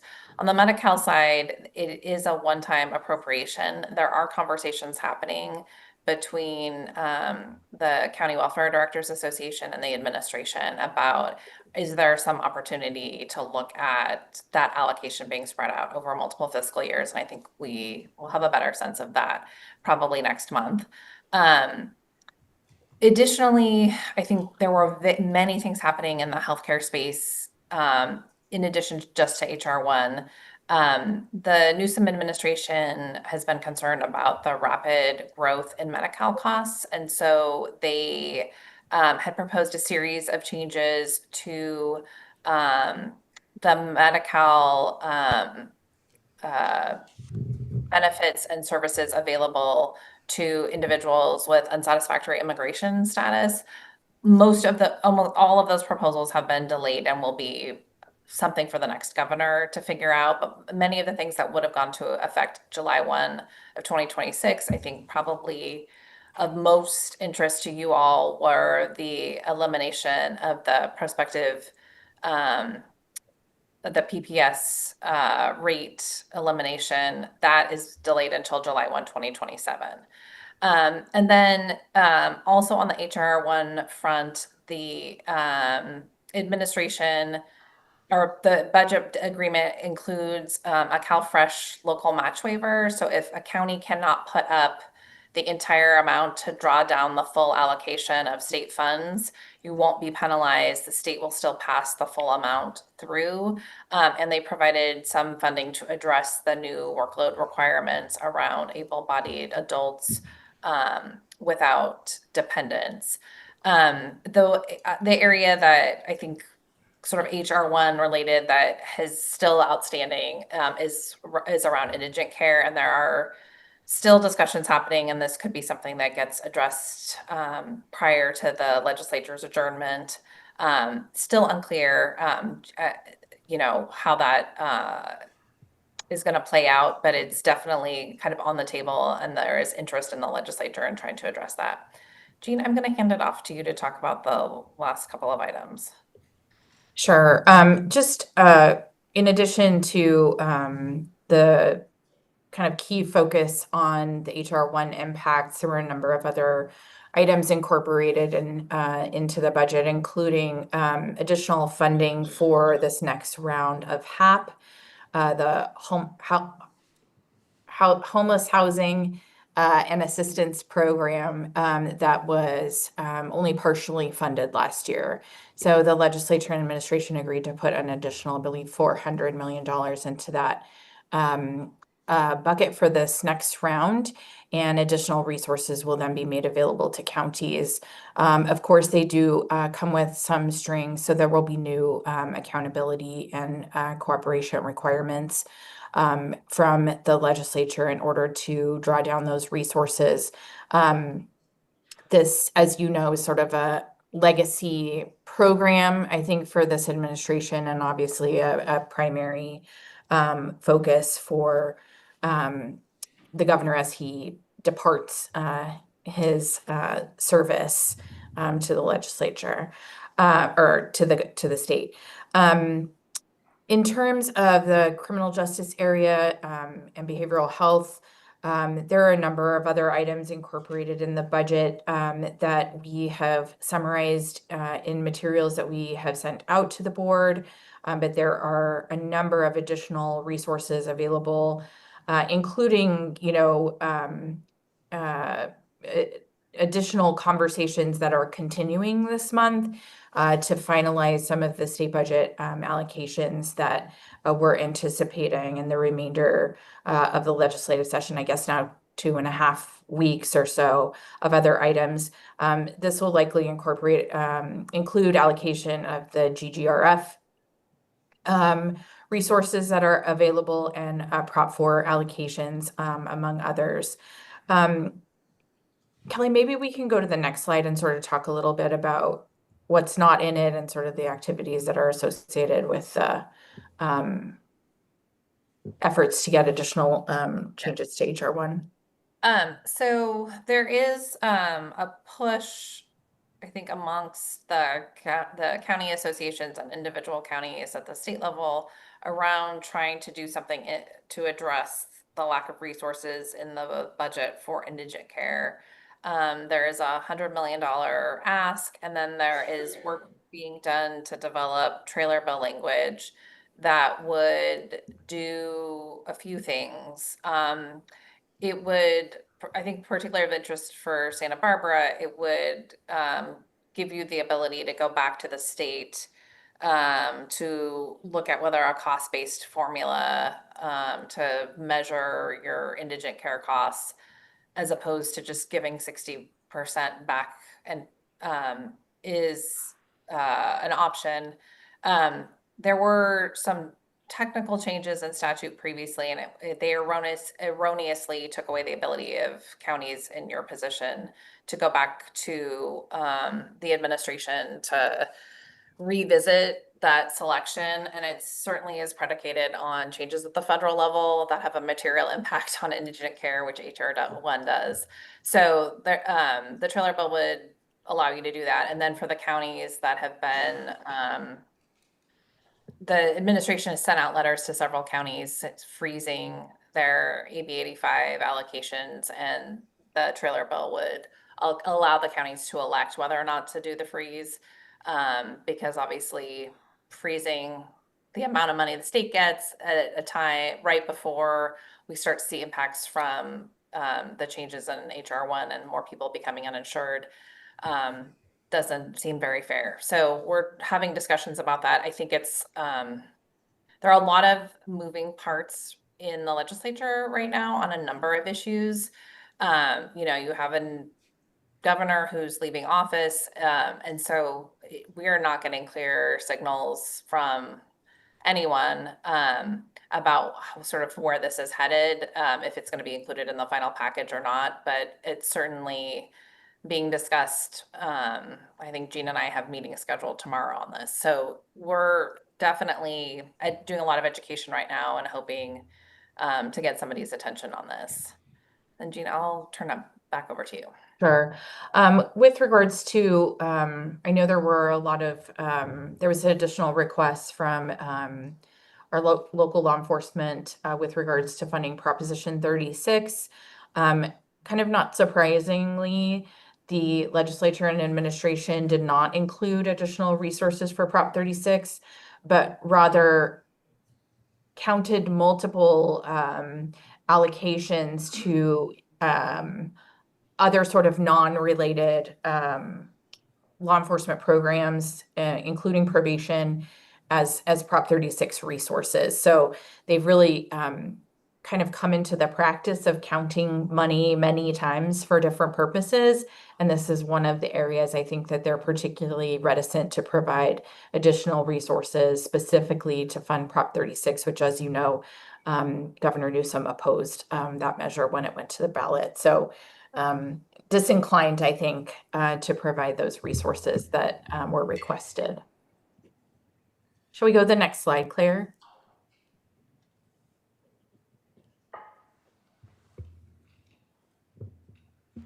Yeah, go ahead, Jean. Thanks. I have it up here. Sure. Just again, sort of outstanding items. There are likely going to be both trailer bills and amendments to the Budget Act that are forthcoming in the waning weeks of the legislative session. As Kelly mentioned, there's a hard push for some trailer bill language to correct some items associated with AB 85. There's a request for additional one-time resources with regards to indigent care. There are a number of other requests as well that are out there. We learned yesterday about the request from a number of folks for resources to fight off the glassy-winged sharpshooter infestation that sort of was unanticipated when the budget was crafted. And so there are a lot of those types of requests that remain outstanding. In addition, obviously, we have the governor's sort of push on wildfire liability changes to assist with the fiscal solvency of the state's utilities. We have outstanding items in the tort area. There are a number of issues where the legislature and administration are working towards some eventual resolution before August 31st. I think the challenge there is one, that time is waning, and two, all of these things can be leveraged one against the other in an election year. That always makes things very difficult. Obviously, there are ballot measures that are going to be presented to the voters in November. We did have some last minute changes to those ballot measures before the legislature adjourned for the summer back in June. But obviously the conversations around those measures kind of heating up as folks start to kind of raise money and raise awareness in earnest to try to get ahead of what is going to be an onslaught of electoral activity come this fall. That is both very expensive and very challenging to get through to voters, particularly with the midterm elections and other elections that are happening at the same time. So Claire, I don't know how you want to proceed, but we're happy to answer the specific questions that you had or any other questions, however you'd like to move forward.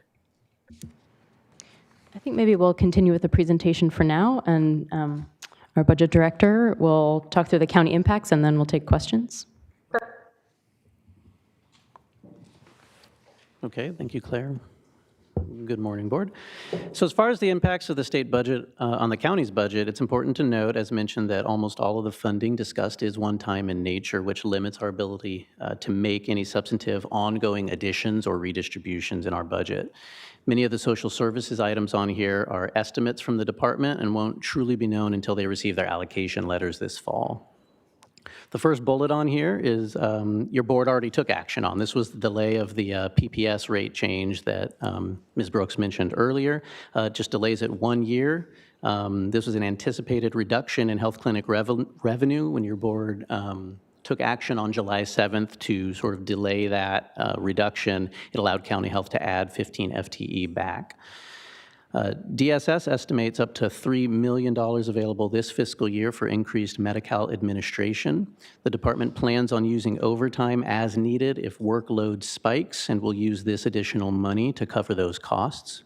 There is no local match in Medi-Cal eligibility, so this additional available revenue does not generate any local match savings for us. On the CalFresh side, an additional $195,000 one time would similarly go towards overtime costs if and when needed. There may be even more, up to $1.8 million over a 3-year period for CalFresh administration. It may require additional local match funds to access, though, and we're waiting on more clarity for this. The CalFresh match waiver is a little different. There is an additional local match cost that we thought was going to materialize in DSS's budget this year related to HR 1 funding ratio changes, and we funded them with ongoing general revenue to cover those costs and avoid large cuts in eligibility. The state budget is now waiving those additional costs for 3 years, which may free up to $1.4 million a year for the next 3 years. Again, we'll know the impacts with more certainty in the coming months, and this is only one time for the next 3 years. The department's ongoing local match costs will increase again when this expires, but this one may be an area that allows for some one-time redistribution. As your board knows, the department has completely depleted its fund balances, which meant that when they got into fiscal trouble the past couple years with drops in their revenue or unanticipated cost spikes, it was the general fund that had to step in with over $7 million to help close their gap just last fiscal year. Building back fund balance would help them mitigate some unexpected issues themselves rather than have to come to the general fund each time. Your board also approved over $800,000 this fiscal year in one-time funding towards certain protective services contracts that were deemed critical to continue. Those contracts will again need funding next fiscal year if they are to continue, and this savings could potentially be used for that as well. So those are just some thoughts we're having on this as we continue to monitor this and before we get those allocation letters and really know what the impacts in DSS's budget are. Next slide, please. $200,000 one time for emergency response in CPS would go towards a program that regularly has exceeded its budget in recent years and would ideally help to mitigate some of those issues if they run into cost increases again this year that are unanticipated. The $1.1 million in that second bullet is for 2 years, and it's essentially pass-through assistance for 4 homeless and housing programs that won't really impact DSS operations. Allocations for other homelessness services include another round of the Homeless Housing Assistance and Prevention, or HAP, block grant that Jean mentioned earlier.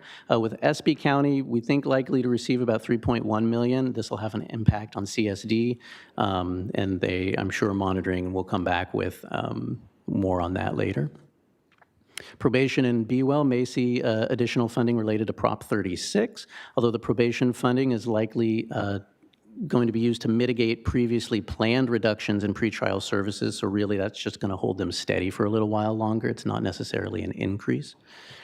Additional one-time VOCA funding will continue to supplement the state's backfilling of the reduced federal funding there. This impacts the district attorney. Allocations will likely be known in the coming months for them as well. And finally, as Claire mentioned earlier, the new sales tax being applied to certain types of software subscriptions could generate additional discretionary revenue for the county, as well as some of those other buckets that are sales tax driven, like your realignment, your Prop 172. But it's also going to have new costs to the county. Countywide, we do spend tens of millions of dollars on this type of software that may now be taxed. And the county is not exempt from paying sales tax. There's still a lot of unknowns on this issue, the revenues and the costs. We're waiting for more information. I think CDTFA, no one quite knows what those types of software are going to be taxed like this and how much of that's going to apply to us. So we're trying to learn everything we can on this one and watching it closely. And that concludes my comments. I think that's the end of the presentation. All right, thank you. Well, I think I was the one that actually requested this item to come to us, in part because I knew how much of our current year budget that we just adopted was reflected by the state, and I was hoping to have more clarity by this point in the year, and it seems that things are just as murky as they were a couple months ago. If anything, what I've seen is that we kind of built a budget based on worst case scenario, and it's been worst case scenario. So I think it was actually a very prudent budget, as painful as it was for the entire county. I think it was the right call. I think that the reserves that we put aside for different potential costs are still appropriate until we know otherwise. So just wanted to pass that along. I think the saying out there is when the state sneezes, the county catches the cold, and I think that is very true this year of all the years I've been here at the county. And so I just wanted to hear about these things. I think it's a good update. One thing I do want to ask, if we can in the future, is I know we got some additional funding on public health, and we decided to go ahead and do that towards restorations. That was kind of a late decision. I'm not against as those things materialize, but I think at some point they should probably come back to the board so we can talk about whether we want to bring some of that general fund back in, or whether I think that those dollars need to be discussed at some point. Yes, we can say some of those new dollars that might come back in when we get new allocations might give us a chance to recapture some of those general fund dollars that we set aside. I think right now the assumption may be in some department that those are our general fund dollars now, and that's locked in, and any money that comes from the state is for extra. And I think that's a policy call. And so that's what I'm hoping. Again, I support what we did with public health, because I also think that's an investment. I think what Director Hamami is suggesting is if we invest in this department now, that we're going to be able to see returns later so that we can have less and less general fund. So I really support that. I think we've seen that even within behavioral wellness and that department, all the good work that's been done with Director Navarro to get more revenue. So I know we know how to spend money to get money there, but I do want to make sure that we bring it back maybe to the board when we have those opportunities to maybe recapture general fund that we put aside this year, appropriately so, to save some departments that needed help in a really tough year, but I also don't want to necessarily lose that opportunity in the future. So again, that was why I wanted to hear this item and make that point. So thank you. Other supervisors, any other comments or questions? All right. Okay, well, I believe this is a receive and file. I'd be happy to take a motion for my colleagues to receive and file this item. Oh, actually, let me ask if there's any public comment. Sorry, I'm Chair Nelson, slipping today. And members of the board, we have no request to speak from the public on this item. All right, thank you. Can I get a motion to receive and file? Move staff recommendation. All right, thank you. I'll second. Okay, a motion from Hartman and a second from Capps. All in favor signify by saying aye. Aye. Oppose? Motion passed unanimously. Thank you all.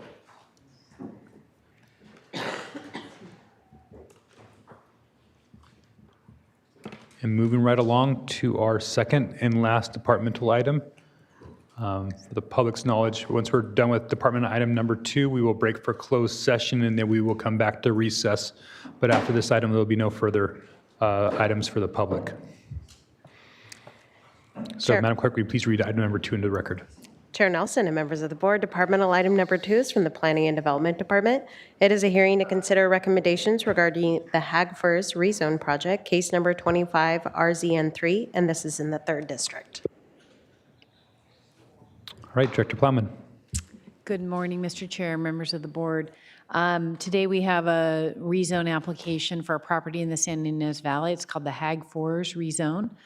And we have Soren Kringle, our case planner, Shannon Reese, the supervisor, and Travis Seawards, deputy director.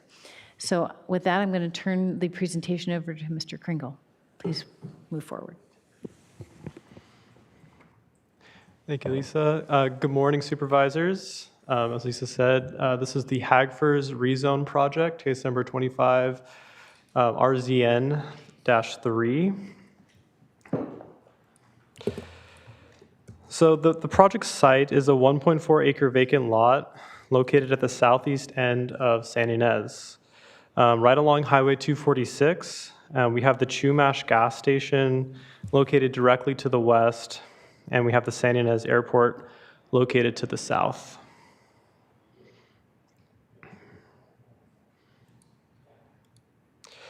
The proposed project is a request to rezone the subject parcel from the retail commercial zone district to the general commercial zone district. The request only requires a rezone and not a general plan amendment because the parcel's land use designation is already general commercial and does not need to be amended. No development is proposed as part of this project, but the applicant has expressed interest to staff in the potential development of a personal storage facility, which is not an allowed use in the retail commercial zone district.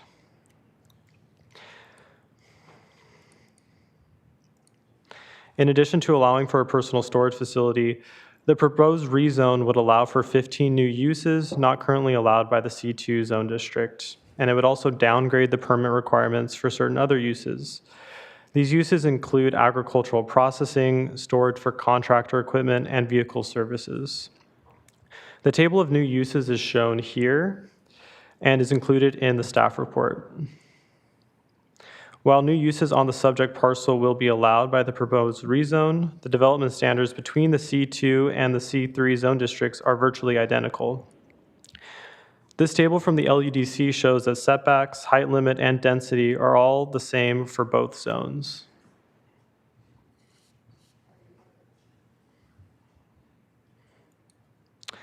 Staff analyzed the rezone for consistency with the following rezone findings. Staff felt the subject parcel's location near the edge of town and near the San Ynez Airport was adequate to support heavier commercial uses. As mentioned earlier, the subject parcel is surrounded by commercial and agricultural lots, and no sensitive uses would be negatively impacted by the new uses allowed by the zone change. Furthermore, multiple C3 zone parcels already exist in the surrounding area, as depicted by this graphic here. Finally, the San Ynez Valley Community Plan anticipated all types of commercial uses on the property and much of the surrounding area, and therefore the proposed zone change from one commercial zone to another wouldn't stray from the intent of the community plan. All of this, in addition to the fact that the development standards are virtually identical between the two zones, supported the request for the rezone. The proposed project was reviewed for compliance with the California Environmental Quality Act pursuant to CEQA Guidelines Section 15183, projects consistent with the community plan or zoning, and was found to be consistent with the San Ynez Valley Community Plan and its EIR. As mentioned before, there is no development proposed by the project, and the project will not result in any new significant impacts not anticipated by the San Ynez Valley Community Plan. If the board concurs with staff findings, we request that you make the required findings for approval of the rezone, determine that the proposed project has been adequately reviewed for compliance with CEQA, and adopt an ordinance to approve a rezone amending the Santa Barbara County zoning map of the County Land Use and Development Code to change assessor parcels number 143254002 from retail commercial to general commercial.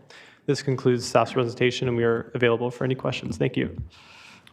Okay, questions from the board. Supervisor Hartman. Well, I think that I support staff recommendation, but I do have one issue that I'd like to raise. I mean, it is on the edge of San Ynez, but it's kind of a gateway. So it creates the impression for San Ynez and the whole valley. So I'd like to know what development standards or what applies visually so that it's not commercial industrial, but it feels like welcoming in some way. Yeah, Supervisor Hartman, through the chair, that's a good question. I think one thing to note is that it's in the commercial zone district. All future development would have to be reviewed by BAR, or by the Central Board of Architectural Review. So I think that will address, they'll be able to review the project for compliance with those gateway policies like you're mentioning. Okay, thank you. All right, thank you, Supervisor Hartman. Supervisor Capps, do you have a question? No. Okay. I had a couple questions. One was that I understand it's getting Zone C3. Are zonings, do it work in the way that they're stacked? So like now it goes to Zone 3 or C3? Or if it wanted to go back to a C2 issue, or C2 use, would that take another rezone to go back to that? Or is it kind of one of these zonings where we're stacking what's allowable there? Chair Nelson and Board of Supervisors, it's not an overlay such that the zoning would stack, but most of the uses allowed in C2 continue to be allowed in C3. So we have a few additional uses and some categories where the permit type required is reduced, but the items from C2 that they might consider using in that zone are still going to be allowed with the rezone. Okay, so are there uses that they will not be able to do that they can on C2 that they will not be able to do on C3? I think is my important question here. Yeah, Chair Nelson, not that I'm aware of. Okay. I can double check that for you really quickly in our table and get back to you if there are some. Yeah, if you don't mind, because one of the things I was just going to suggest that maybe help was that, so a development is not being proposed this time. I know that there's some places that have two zonings there, like C2 and C3, so that maybe if the future owner decides, oh, maybe I want to go back to something that's a C2 use that's no longer available in C3, that might be something that somebody may want to do. Just was throwing that out there. I'm just trying to keep that parcel, as many possible uses as possible, so it gets developed to something productive. So that was the reason why I was going to ask that question. Supervisor Nelson, through the chair. Traditionally, we do not layer one zone over another, so we wouldn't have a site that would have two zones that would cover the whole site. Mm-hmm. You might split zone a site potentially and have half be C2 or half be C3, thank you. But we're gonna, if you can give us just a minute. Yeah. I think that what Soren has indicated is correct, is that the items that are currently allowed in C2 remain allowed in C3. It's just not the other way around. Right. There are okay. more intensive uses allowed in C3 that are not allowed in C2. Okay, that's what I was So, just trying to. yeah. Again, I was just trying to keep as many uses as possible on this property. Sure. If they wanted to recess more to a C2 use in the future. So I was just trying to be helpful. Yeah.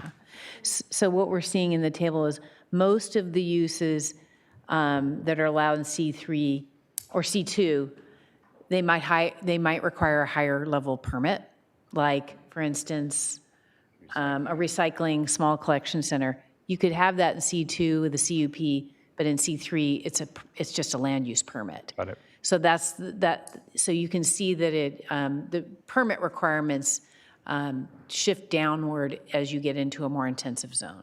Understand. Okay, thank you. So, And then my other question was more of a process question. Do we have any idea how long this rezone took from initial initiation to getting it to yours to the board? Like, when did that planner consult start on this one?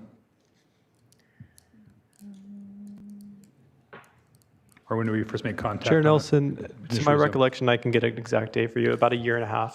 Okay. All right, and do we have any idea of how much has been spent in planning fees over that 1.5 years? Chair Nelson, it was 50 hours of staff time, so we're looking at total between noticing, department fees, and fees, about 20 grand. Okay, thank you. Yep. All right, I just think it's good to daylight those things for people as they try to frame other projects in the future. So, although this seems very straightforward, no CEQA, right? Did I read that right? Yeah, and, Supervisor, Mr. Chair, to really get an adequate understanding of what transpired with the processing of the application, it would be important to analyze how quickly the applicant moved once they received comments. Understand that's always one of the pieces. Yep. Okay. All right. So those are my questions. Madam Clerk, is there any questions from the public, or sorry, in public comment on this item? Chair Nelson and members of the board, we have no requests to speak from the public on this item. All right, now back to deliberations, or staff, any more comments? No? Deliberations, Supervisor Hartman. I'm prepared to move staff recommendation A through C in today's board letter. Second. All right, any further discussion among the board members? Seeing none, all in favor signify by saying aye. Aye. Opposed? Motion passes unanimously. All right, well, that concludes our departmental items. We're going to go ahead and recess to closed session. And Madam County Counsel, will you please read out the items that we will be discussing today in closed session? Thank you, Mr. Chair, members of the board. In closed session today, the board will consider 3 items of existing litigation: the County of Santa Barbara versus S.J. Amoroso Construction, County of Santa Barbara versus Rosser, both of which are Orange County Superior Court cases, Sable Offshore versus the county, which is a U.S. District Court case in the Central District, and conference with labor negotiators, employee organizations, Engineers and Technicians Association, and SEIU Local 620. Agency designated representatives are CEO Mona Miyasato and Human Resources Director Christine Schmidt. And the time estimate is about 45 minutes. Okay, so we shall be back here around noon to adjourn today's meeting, but there'll be no further public items today. So thank you.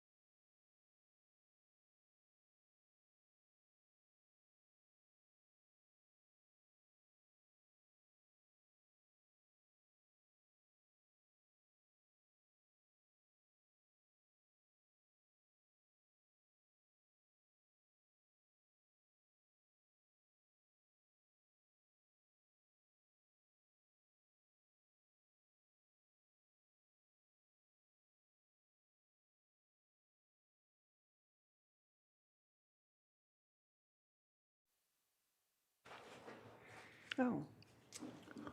Welcome back to the August 18th, 2026 meeting of the Santa Barbara County Board of Supervisors. We're returning from closed session. Madam County Counsel, can you please report out on the actions taken by the board? Thank you, Mr. Chair and members of the board. The board in closed session heard 3 items of existing litigation: County versus S.J. Amoroso Construction, County versus Rosser International, and Sable Offshore versus the county, and also conference with labor negotiators for engineers and technicians association and SEIU Local 620, and the board took no reportable action.